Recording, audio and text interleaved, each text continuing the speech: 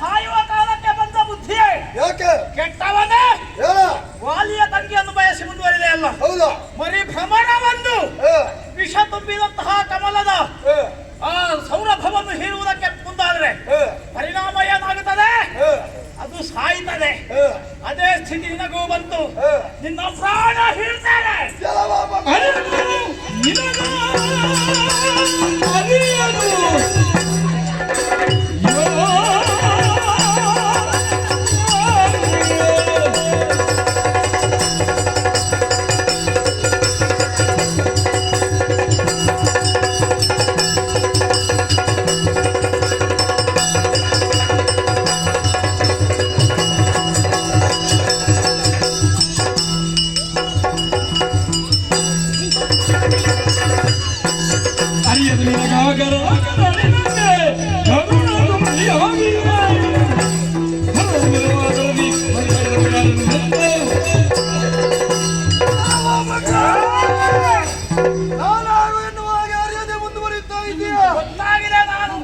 ಮೊದಲು ಬಂದಂತಹ ಕಬ್ಬಿಯ ಬೆನ್ನಿಗೆ ನಾಲ್ಕು ಬಿದ್ದಾಗ ತೆರೆಯ ಮರೆಯಲ್ಲಿದ್ದವನು ನೀನು ಈ ಹೊತ್ತಿಗೆ ಹೊರಗೆ ಬಂದಿದ್ದೀಯಲ್ಲ. ಅವ ಓಡಿದ್ದಲ್ಲ, ಅಣ್ಣನಿಗೆ ಒಂದು ಅವಕಾಶ ಸಿಗ್ಲಿ ಅಂತ ಹಿಂದೆ ಸರಿದದ್ದು. ಆದರೂ ನಿನ್ನ ಅವಕಾಶಕ್ಕೆ ನೀನು ಕಾಯ್ತಾ ಇದ್ದೆ. ಒಳ್ಳೆದೇ ಆಯಿತು. ಸಾಯುವ ಕಾಲ ಸಮೀಪಿಸಿದೆ. ನಿನ್ನ ಗೋಳು ಮುರಿತೇನೆ.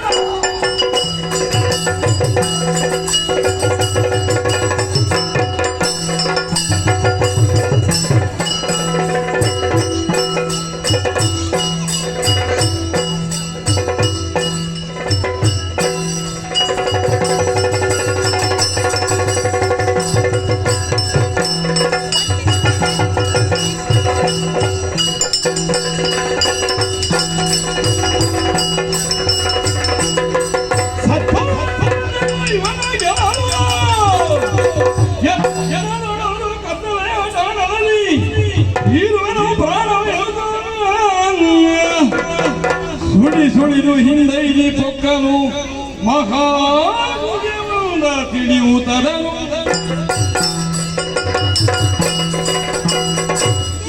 ಘೋರಗಳೊಂದಿಗೆ ಹೋರಾಟ ಮಾಡಬೇಕಾದ್ರೆ ಈ ಪ್ರದೇಶದಲ್ಲಿ ಕೈ ಸಾಲಾಗುವುದಿಲ್ಲ. ಆದ್ದರಿಂದ ಯೋಚಿಸಿದೆ. ದೂರದಲ್ಲಿ ಗುಹೆ ಎಂದು ಕಾಣುತ್ತಾ ಉಂಟು. ಆ ಗುಹೆಯಲ್ಲಿ ಕದನವು ಏರ್ಪಡಿಸಬೇಕಾದಂತಹ ಅನಿವಾರ್ಯ ಒದಗಿದೆ. ಅವನನ್ನು ಕೊಳ್ಳಬೇಕು. ಆದ್ದರಿಂದ ಗುಹಾ ಪ್ರವೇಶ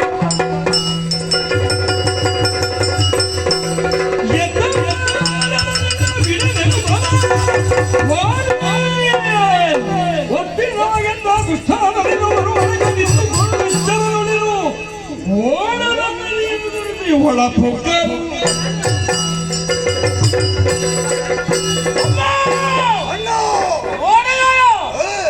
ರಣಸನ್ನದ್ಧವಾದಂತಹ ಕಳ ಓಡಿ ಹೋಗಿ ಗುಹೆಯನ್ನು ಸೇರಿದ್ದಾನೆ. ಕಾಣುತ್ತಾ ಇಲ್ಲವ. ಇವನನ್ನು ಪ್ರಾಣ ಸಮೇತ ನಾವು ಉಳಿಯಗೊಟ್ಟೆವು ಅಂತಾದರೆ ಮುಂದಕ್ಕೆ ಆಪತ್ತೇ ಹೌದು. ಇವನನ್ನು ಕೊಂದೇ ತೀರಬೇಕು. ಹಾಗಾಗಿ ಗುಹೆ ಒಳಗೆ ನಾನು ಹೋಗುತ್ತೇನೆ. ಅಣ್ಣ, ಒಂದು ವಿಚಾರ. ಏನು? ಆಗಲೇ ಕೊಲ್ಲಬೇಕು ಅಂತಿರುವಾಗ ನೀನು ಬಂದೆ. ಈಗ ನನಗೊಂದು ಸಿಕ್ಕಿದ ಅವಕಾಶ. ನಾನು ಒಳ ಪ್ರವೇಶಿಸಿ ಇಲ್ಲಿಂದ ಮಾಡ್ತೇನೆ. ಕೆಲಸ ನಿನಗೂ ಉಂಟು. ಈ ದ್ವಾರದ ಬಾಗಿಲನ್ನು ನೀ ಕಾಯ್ತಾ ಇರಬೇಕು. ನನಗೆ ಕಾಯುವ ಕೆಲಸ.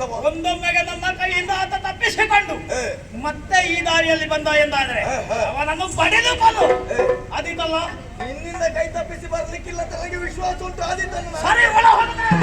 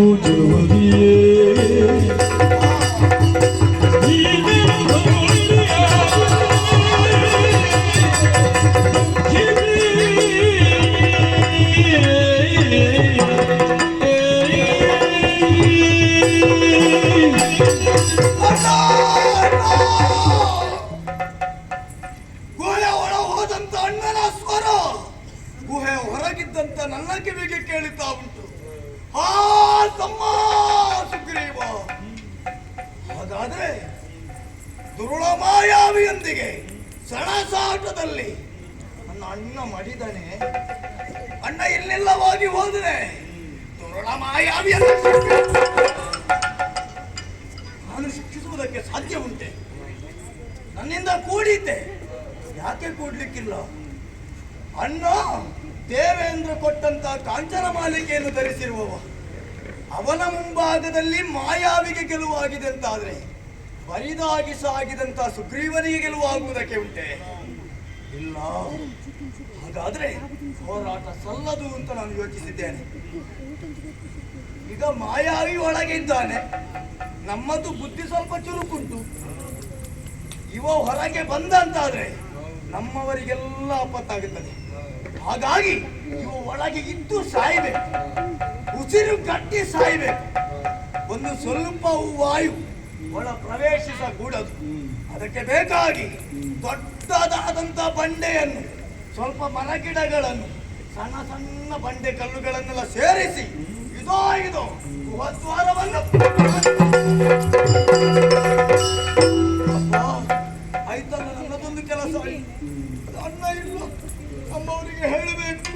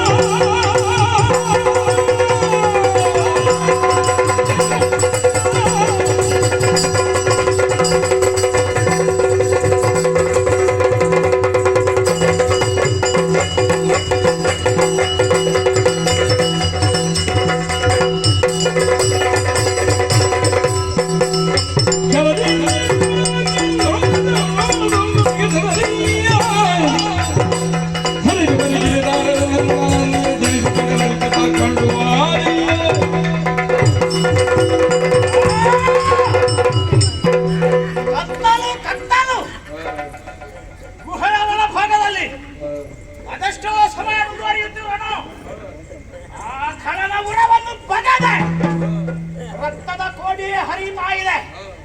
ಗುಹೆಯ ಒಳಭಾಗವೆಲ್ಲ ಕೆಸರುಮಯ. ಖಲನವಧೆಯಾಯ್ತಲ್ಲ, ಹೊರ ಹೋಗಬೇಕು ಎನ್ನುವುದಾಗಿ ಬಂದ ದಾರಿಯಲ್ಲಿ ಹಿಂದಕ್ಕೆ ಸರಿದ್ರೆ ಗುಹೆಯ ಬಾಗಿಲು ಗೋಚರಿಸ್ತಾ ಇಲ್ಲ. ಏನಾಯಿತು? ಎಲ್ಲಿ ಹೋಯಿತು? ಯೋಚಿಸುತ್ತಾ ಇರುವುದಲ್ಲ, ಎಡಗಾಲಿಂದ ಈ ಗುಹೆಗೆ ಏರ್ಪಟ್ಟಿದೆ.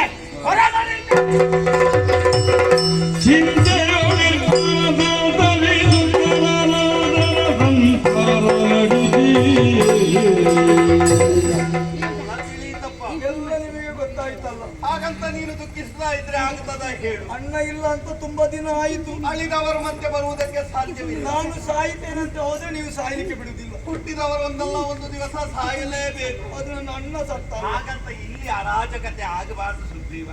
ಹೌದೌದೌದು. ಏನು ಮಾಡೋಣ? ಇನ್ನೊಬ್ಬರ ವೈರಿಗಳ ದಾಳಿಗೆ ತುತ್ತಾಗಬಾರದು ನಮ್ಮ ಪೀಠ. ಹಾಗಾಗಿ ಈ ಪುರದ ಹೊಣೆಗಾರಿಕೆ ನಿನ್ನದ್ದುಂಟು. ಪಟ್ಟವನ್ನು ಏರಿಕೋ. ಇಲ್ಲಿಯ ರಕ್ಷಣೆಯ ಹೊಣೆಗಾರಿಕೆ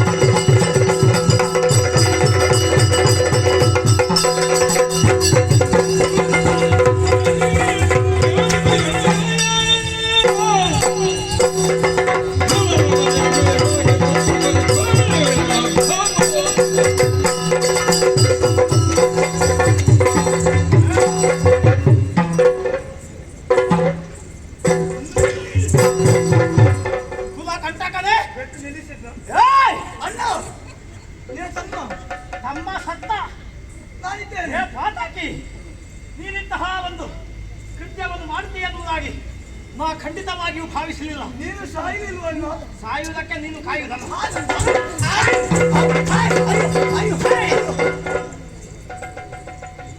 ಯಾಕೆ ಹೀಗೆ ಮಾಡಿದೆ? ಭೇದಗುಣಾದರೂ ಎನಿಸದೆ ಆರಾಧಿಸುವೆನು ನಿನ್ನ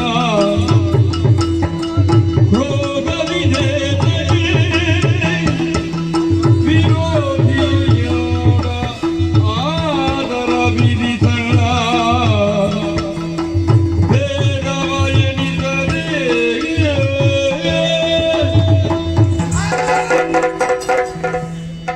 ಹೋದರು. ಅಣ್ಣ ಅಣ್ಣ ಸತ್ತ. ಇಲ್ಲ, ಬದುಕಿದ್ದ. ಐ! ನನಗೆ ಈಗ ಗೊತ್ತಾದದ್ದು. ಎಂಥದ್ದು? ನೀನು ಇದ್ದಿದ್ದ ನನಗೆ ಈಗ ಗೊತ್ತಾದದ್ದು. ಹಾಗಿದ್ರೆ ನಾನು ಸಾಯ್ಬೇಕು ಅಂತಲ್ವಾ ನೀನು ಯೋಚಿಸಿದ್ದು? ನಿನ್ನ ಬಗ್ಗೆ ಭೇದ ಯಾವತ್ತಾದ್ರೂ ಕಲ್ಪಿಸಿ ಆರೋಹಿಸಿ. ಈಗ ಕಲ್ಪಿಸಿದ ಎಲ್ಲ. ನಿನ್ನನ್ನು ನೋಡುವಾಗ ಯಾವತ್ತು ನನಗೆ ಮೋಹನ ಆಗುದು. ಹೌದಾ? ಇವತ್ತು ಯಾಕೆ ನೀನು ಬೆಳ್ಳಿ ಬೆಟ್ಟ ಬಂದಾಗ ನನ್ನ ತಲೆಗೆ ಬೀಳುದು? ನಿನಗೆ ಇವತ್ತೇನು ಮಾರಿ ಬರ್ತದ್ದು? ಅಣ್ಣ, ನನ್ನನ್ನು ಕಂಡ್ರೆ ಈಗ ಮೋಹ ಆಗುದಿಲ್ಲ ನಿನಗೆ? ನನಗೆ ನಿನ್ನ ಮೇಲೆ ಪ್ರೀತಿ ಉಂಟು, ಭಯ ಉಂಟು, ಭಕ್ತಿ ಉಂಟು, ಕಾಲಿಗೆ ಬಿದ್ದಿದ್ದೇನೆ. ಹ? ಅಣ್ಣ, ಏನು? ನಾನು ಅಪರಾಧಿ ಅಂತ ನೀನು ಘೋಷಣೆ ಮಾಡುತ್ತಾ ಇದ್ದೆ. ಖಂಡಿತವಾಗಿಯೂ ಹೌದು. ಇಲ್ಲ ಅಣ್ಣ, ಹ? ಇಲ್ಲ. ನನಗೊಂದು ಧ್ವನಿ ಕೇಳಿದ್ದೆ.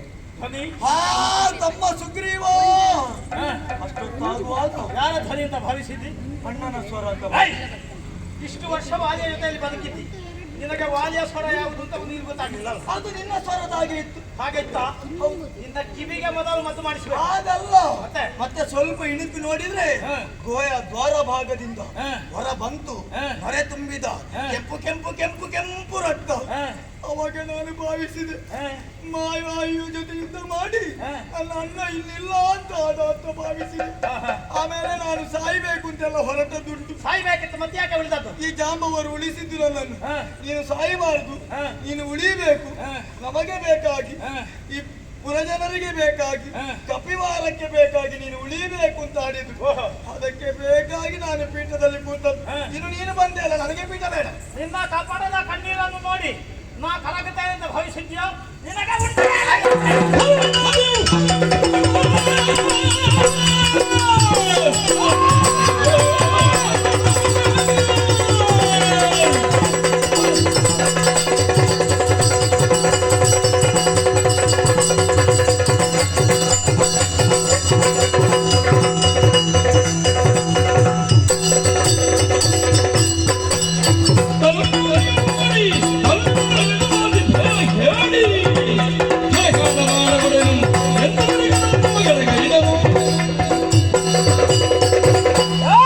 ಅಣ್ಣ, ನಾಲ್ಗೆ ಕತ್ತರಿಸಿ ಇನ್ನೊಮ್ಮೆ ಅಣ್ಣ ಅಂತ ಕರೆದ್ರೆ ನನ್ನನ್ನು ಬೇಕಾದ್ರೆ ಕೊಲ್ಲು, ಹ. ಅಣ್ಣ ಇಲ್ಲ ಅಂತ ಹೇಳಬೇಡ. ನಿನ್ನನ್ನು ಕೊಲ್ಲದೆ ಉಳಿಸಲಾರೆ.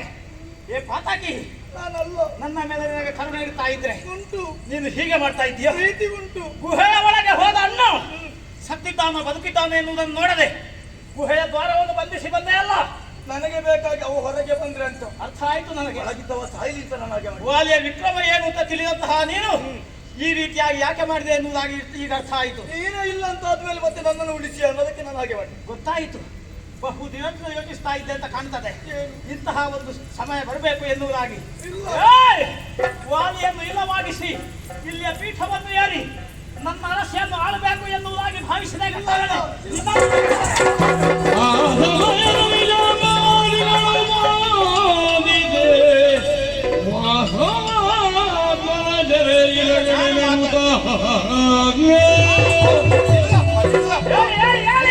ಸ್ವಲ್ಪ ನನ್ನೊಂದು ಎರಡು ಮಾತುಗಳನ್ನು ಕೇಳಲಿ. ಏನು ಕಾಲಾಡಿಗೆ ಬಿದ್ದು ಸಾಯ್ತೀರಾ ನೀವು? ಇಲ್ಲ, ನಾನು ಮಾತಾಡ್ತೇನೆ, ಸರಿಯಾಗುತ್ತದೆ. ಪ್ರಾಯದವರು ಇದು ಅವ ಹೇಳಿದ್ದು ಹೌದು. ಯಾವುದು? ಸತ್ಯ ಪಾಪ ಅಳುತ್ತವೇ ಬಂದ, ಏನು ತಿನ್ನದೆ ಪಾಪ ಒಂದು ಎರಡು ಮೂರು ದಿವಸ ಅವನೇ ಇದ್ದ. ಯಾವುದು? ಅಣ್ಣ ಸತ್ತ ಎನ್ನುವ ಹಾಗೆ. ಮರದಲ್ಲಿ ಎಷ್ಟು ತಿಂತಿದ್ದಾರೋ ಯಾರಿಗೆ ಗೊತ್ತು? ಇಲ್ಲ, ಅವನ ದುಃಖ ನನಗೆ ಅರ್ಥ ಆಗಿ ಮತ್ತೆ ನಾನೇ ಹೇಳಿದ್ದು ಪುರದ ರಕ್ಷಣೆ ಹೊಣೆಗಾರಿಕೆ ನಿನಗೆ ಮಗ. ಕೆಲವರೆಲ್ಲ ಮಾಡ್ತಾರೆ ಹಾ. ಉಪವಾಸ ಎನ್ನುವುದಾಗಿ ಹೇಳಿ ಚೆನ್ನಾಗಿ ಉಪಹಾರ ಸವಿ ಹೊರಿತಾರೆ. ಇಲ್ವಾ? ಅದೇ ಜಾತಿಗೆ ಸೇರ್ತೇವೆ. ಅಣ್ಣ ದಂಡಿಸಬೇಡ ಎನ್ನೋಡು, ಎಲ್ಲ ಸರಿಯಾಗ್ತದೆ. ಅನ್ನ ಕೊಡದೆ ನಾನೇನಾದ್ರು ತಿಂದದ್ದು ಉಂಟಾ? ಇಲ್ಲ, ಅದೇ ಹೇಳಿದವ. ನೀನು ಇನ್ನು ಮಣ್ಣು ತಿನ್ನಬೇಕು. ಎಲ್ಲ ಅದಾದ್ರೂ ತಿಂತೇನೆ. ಯಾವಾಗ ವಾಲಿಗೆ ದ್ರೋಹವನ್ನು ಬಗೆದೆಯೋ ಇನ್ನು ಒಂದರ ಕ್ಷಣವೂ ಇಲ್ಲಿ ಉಳಿಯಬಾರದು. ಅದಕ್ಕೆ ನಾನು ನನ್ನ ಹೆಂಡತಿಯನ್ನು ಕರ್ಕೊಂಡು ಹೋಗ್ತೇನೆ. ಹೆಂಡತಿ ನನ್ನ ಹೆಂಡತಿ, ಇನ್ನ ಈ ಸುತ್ತ ಮುಖಕ್ಕೆ ಹೆಂಡತಿ ಬೇರೆ ಕೇಳು. ನನ್ನ ಹೆಂಡತಿ. ಏಯ್! ನೀನು ಮದುವೆ ಮಾಡಿ. ಇನ್ನು ನೀನು ಆ ಸುಖವನ್ನು ಅನುಭವಿಸುವ ಹಾಗಿಲ್ಲ.